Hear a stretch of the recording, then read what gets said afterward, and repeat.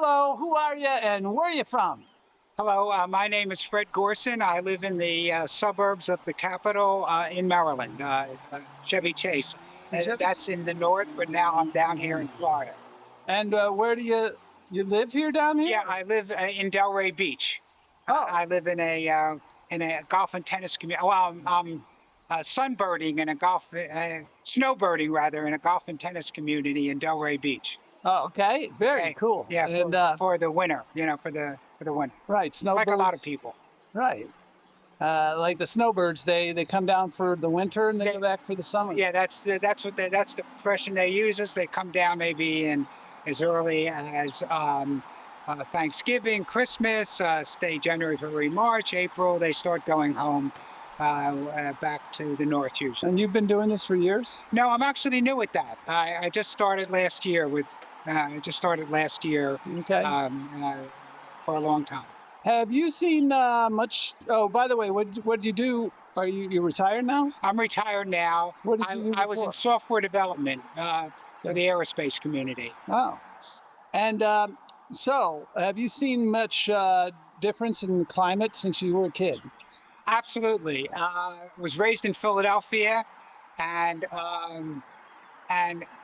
even in Washington, whereas Philadelphia and Washington in the past would have 2 or 3 snowstorms and several cold days, and many cold days in January, February, or December.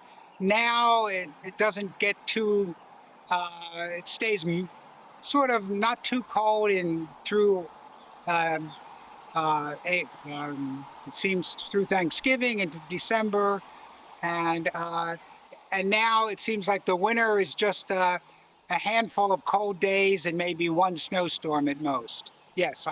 Another thing I saw is that in the 70s and 80s, I had a house doing a lot of gardening, and you had to dig up all your bulbs. Some bulbs had to be dug up to protect some would winter over, and others had to.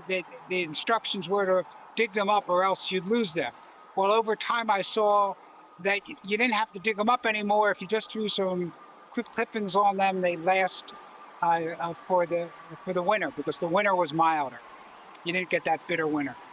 Wow. And now, do you think about climate much on an everyday basis on a scale of 1 to 10, 10 being the most concerned? How much do you think about climate? Well, I'll get to the concern part in a second, but I think you see it in the papers and on television, I think in some form, at least once a week, something about in a nature program or newspaper article of the changes, species going, the change in the weather. Yeah, I think so. You have to think about it if you see the newspapers or watch nature shows and stuff like that. Wow. Are you concerned about it? Well, I am concerned, but I think I see an inevitable change of climate. I don't think we're going to really reverse it. I don't think it won't be reversed in my lifetime, and I just don't think it'll be reversed. I think it should be reversed if possible, but I just don't think it will be reversed. And so does that make you optimistic or pessimistic about the future, and what can we do about it? Well, I'm pessimistic about climate change per se, that the climate will change and places that will get warmer and species will be lost. And that I'm pessimistic. I'm optimistic in the sense that I tend to be an optimistic person, and I think the human race, us people, will go on. It'll be a different world, but we'll go on because we will. That's what I believe, and it's an opinion. Okay. Very good. Yeah.